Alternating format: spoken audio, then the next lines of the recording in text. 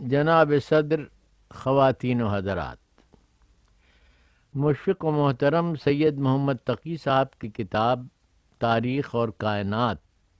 کی رونمائی کی تقریب میں یہاں آ کر آپ کے سامنے کھڑا تو ہو گیا ہوں کچھ نہ کچھ کہنے کے لیے،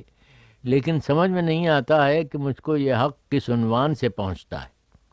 اور کہوں تو کیا کہوں۔ اس کی تشریح یوں سمجھیے کہ میں نے اس تقریب میں شرکت کی، حامی تو بھر لی تھی، لیکن جب یہ 800 صفحات پر مشتمل جہاز کی جہاز کتاب اس کے بعد پہنچی اور اس کے 7 صفحوں پر پھیلے ہوئے عنوانات پر نظر ڈالی تو میرے اوسان جاتے رہے کہ میرا یہ دستور ہے کہ کتاب کو شروع سے لے کر آخر تک پڑھتا ہوں، اور دن بھر لیبارٹری میں کھڑے ہو کر تجرباتی شیشیاں ہلانے کے بعد یہ ایک مختصر سی مدت میں کیسے کر پاؤں گا۔ مزید یہ کہ مضامین کا پھیلاؤ کتاب میں ایسا کچھ ہے کہ بس یہی کہتے بن پڑے کہ ناوک نے تیرے صید نہ چھوڑا زمانے میں، تڑپے ہے مرغ قبلہ نما آشیانے میں۔ سارے ہی علوم و فنون اس کے گھیرے میں آ گئے ہیں، اور اس کے سوا ہوتا بھی تو کیا جب زیر بحث موضوع وہ سب ہو جو کچھ کے ہے، یعنی اس کی گرفت میں نفی اور اثبات کا سارا عالم آ جائے۔ دوسری طرف میرا اپنا معاملہ یہ ہے کہ علمی سطح پر تاریخ اور کائناتی مسائل سے کوئی واسطہ نہیں رہا ہے، اور میرا تدریسی اور تحقیقی کام جیسا کچھ بھی ہے وہ کیمیا کے صرف ایک محدود دائرے سے منسلک ہے۔ بہرحال اس کو پڑھنا شروع کیا تو پڑھتا ہی گیا، اور یہ کتاب ایسی کچھ سنگلاخ زمین ہے کہ بارہا ایک ایک جملے کو کئی بار پڑھنا پڑا۔ تقی صاحب کی تحریر اتنی سبک، سلیس اور من بھاونی ہے کہ پڑھنے والا آسانی سے اس غلط فہمی میں مبتلا ہو سکتا ہے کہ کچھ انسانی ذہن کے بنیادی مسائل پر کہا گیا ہے وہ سمجھ میں آ گیا۔ یعنی یوں سمجھیے کہ کنکر ہضم پتھر ہضم، درا حالے کہ معاملہ اتنا سمجھنے اور ہضم کرنے کا نہیں ہے جتنا بار بار پڑھنے اور اس سے لڑنے کا۔ اور میں خصوصیت کے ساتھ نئی پود کے نوجوانان چمن کو مشورہ دوں گا کہ اگر وہ اپنے ذہنوں کی جوت جگانے کا حوصلہ رکھتے ہیں تو اپنی تعلیم و تدریس کے ساتھ ساتھ اس کتاب کا مطالعہ کریں اور کرتے رہیں۔ مطلب عرض کرنے کا یہ ہے کہ زندگی کے برتنے کا جو سہل الحصول نسخہ لسان الغیب خواجہ حافظ نے پیش کیا ہے، حدیث از مطربو میگو و راز دہر کمتر جو کہ کس نقشود و نقشائد ز حکمت ای معمرہ، اس میں پتے کی بات لفظ کمتر میں کہی گئی ہے، کیونکہ اگر راز دہر کی جستجو سے انسان کو بالکل ہی کوئی واسطہ نہ رہے تو مطرب و میں کی حیثیت گائے بھینسوں کی جگالی ہو کر رہ جاتی ہے، جس کو بزبان انگریزی بووائن فلاسفی آف لائف یعنی چراگاہی فلسفہ زندگی سے تعبیر کیا گیا ہے۔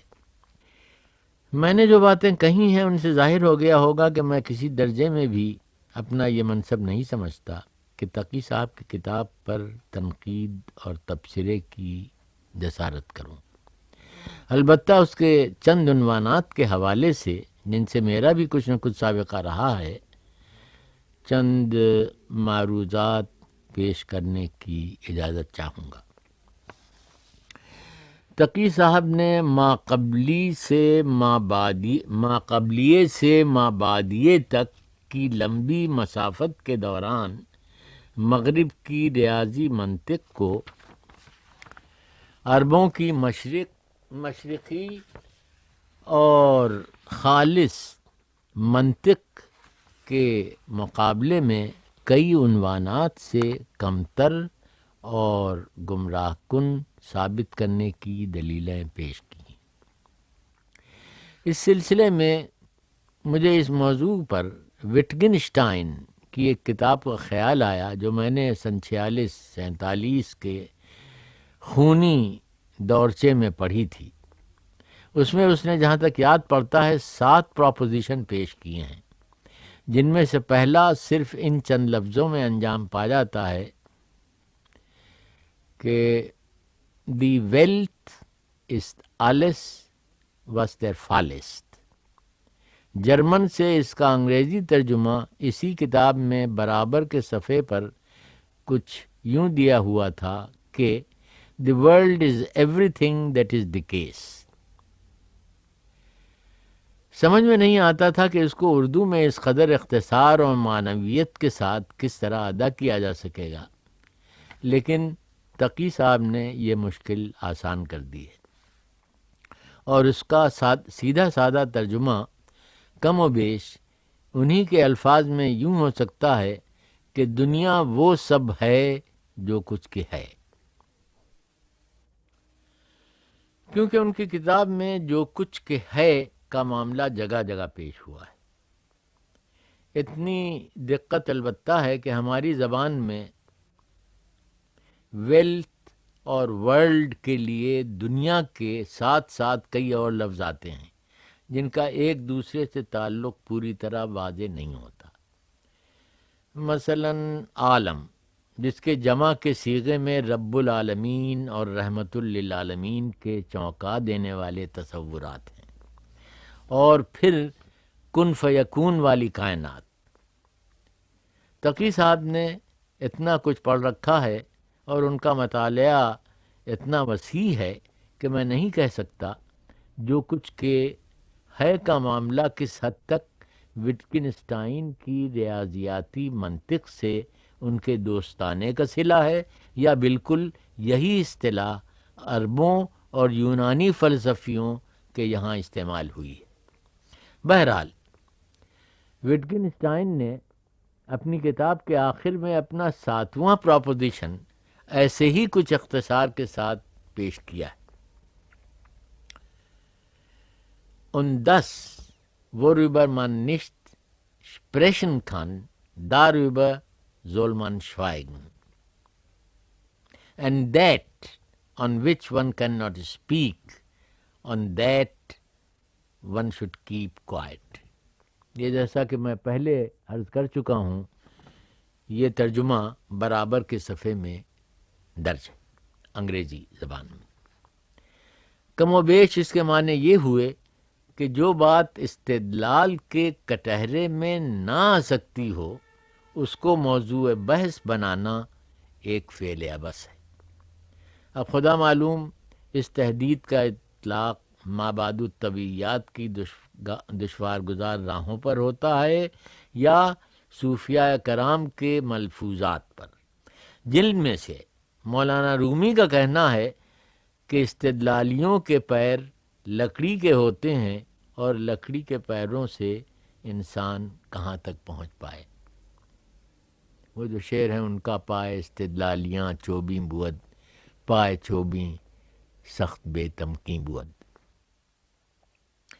بس یہی کہ چاند کو چھو کر آ گئے یا ستاروں سے آگے کچھ اور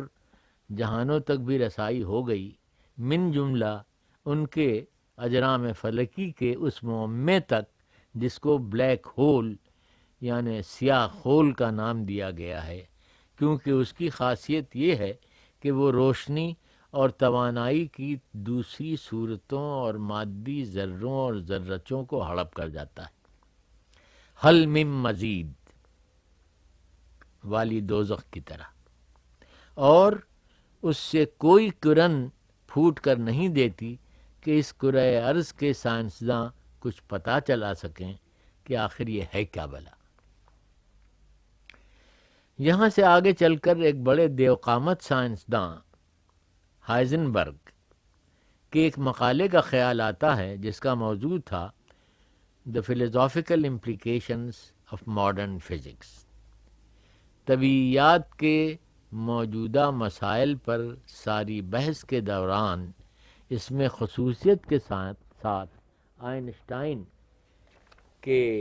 اضافی نظریات اور ان کی اپنی کوانٹم میکانیات یعنی کوانٹم میکینکس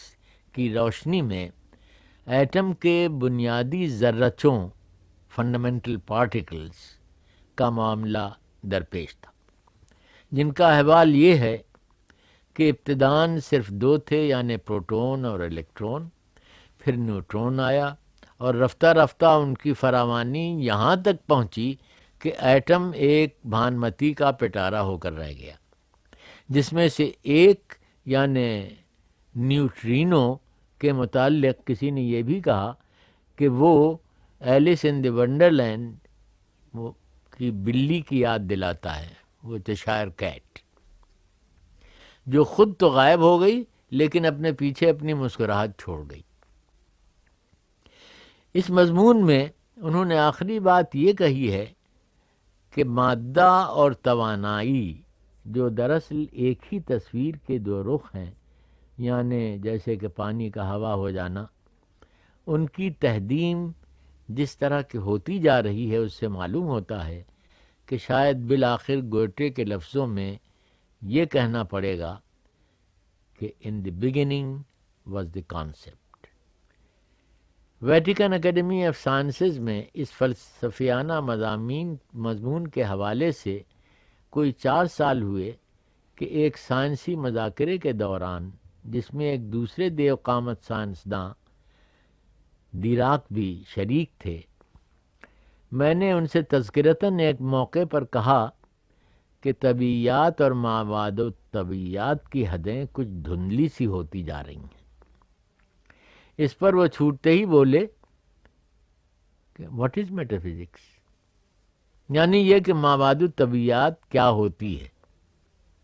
یوں بھی کہہ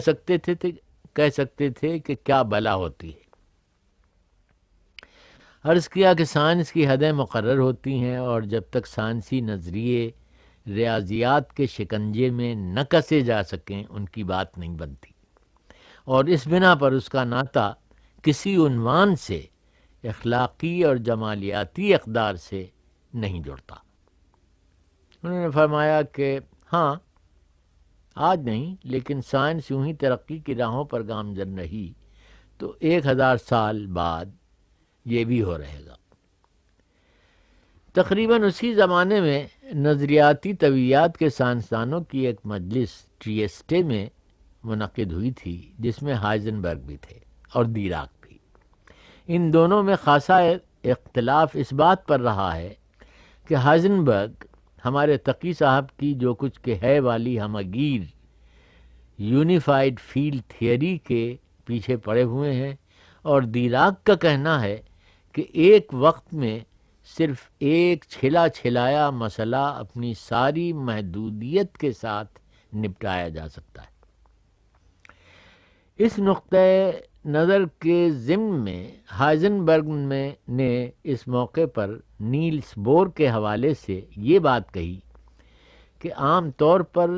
تو بات یوں ہے کہ اگر ایک بیان صحیح ہو تو اس بیان کی ضد صحیح نہیں ہو سکتی۔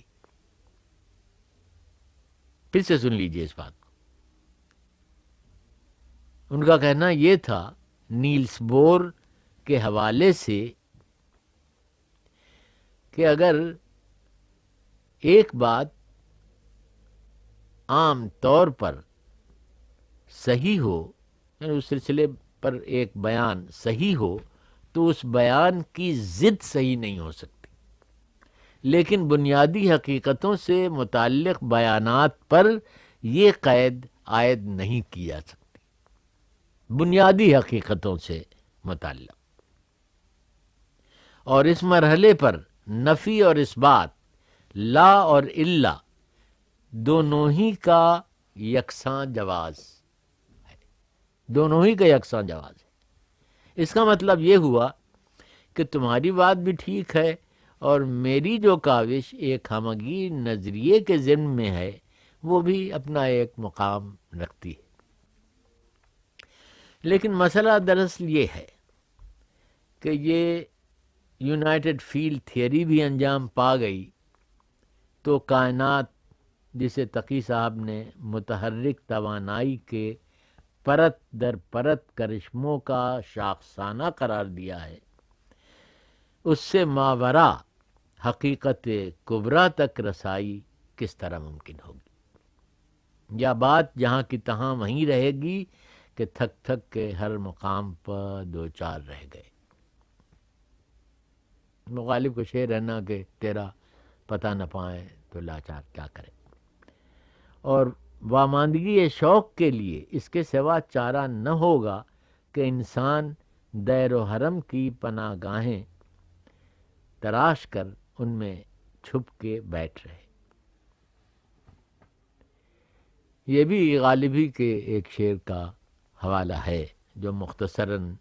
نثر میں یوں پیش کیا گیا ہے۔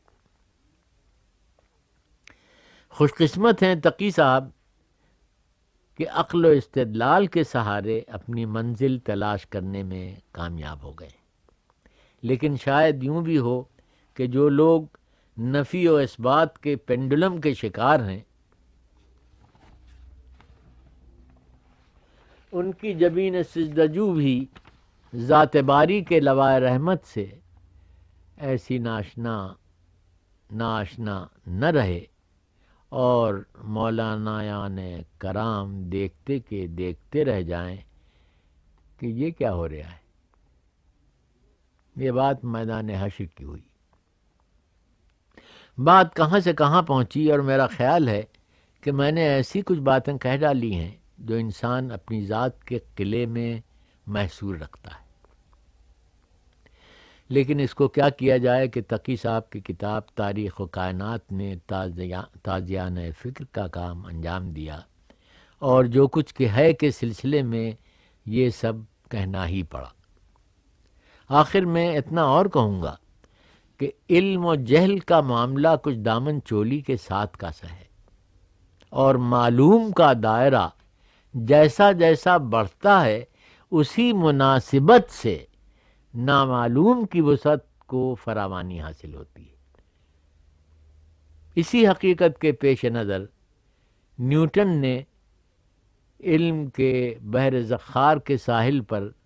کچھ سڈول پتھر کے ٹکڑوں کو چن لینے والی بات اپنے لیے کہی تھی، اور